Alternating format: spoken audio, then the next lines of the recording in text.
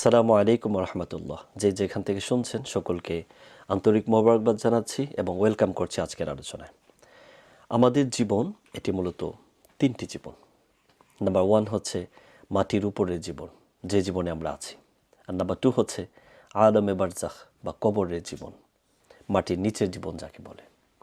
আর number 3 হচ্ছে আমাদের চিরস্থায়ী বাসস্থান, ফাইনাল ডেস্টিনেশন, জান্নাত অথবা জাহান্নাম।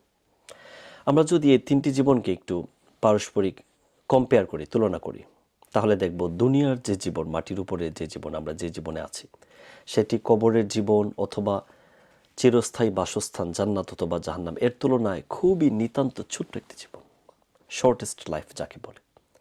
কিন্তু আমরা যদি আমাদের মনোযোগ, আমাদের প্রায়োরিটি, আমাদের ইম্পর্টেন্স এর দিকে তাকাই, তাহলে দেখব আমরা সবচাইতে বেশি গুরুত্ব দিচ্ছি, প্রায়োরিটি আমাদের এই ছোট্ট জীবনটিকে ঘিরে।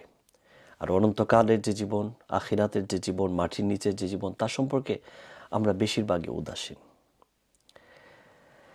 অথচ আল্লাহ সুবহানাহু ওয়া তাআলা পবিত্র কোরআনে বলছেন, ওমা উতিতুম মিন শাই ফামাতাউল হায়াতিদ দুনিয়া ওয়া যিনাতুহা ওমা ইনদাল্লাহি খায়র ওয়া আবকা আফালা তাকিলুন।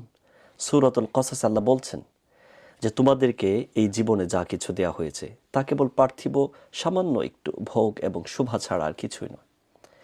আর আল্লাহ সুবহানাহু ওয়া তাআলার কাছে যা আছে তা কেবল উত্তমই নয়, বরং সেটা চিরস্থায়ী, এভারলাস্টিং।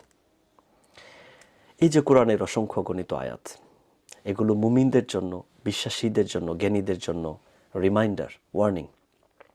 আল্লাহ সুবহানাহু ওয়া তাআলা আমাদেরকে আমাদের জীবন আচরণ সম্পর্কে, আমাদের লাইফস্টাইল, আমাদের জীবন সম্পর্কে আমাদের ধারণা, এগুলো নতুন করে চিন্তা ভাবনা করার তৌফিক দান করুক। এই ছিল আজকের রিমাইন্ডার। জাযাকুমুল্লাহ for listening.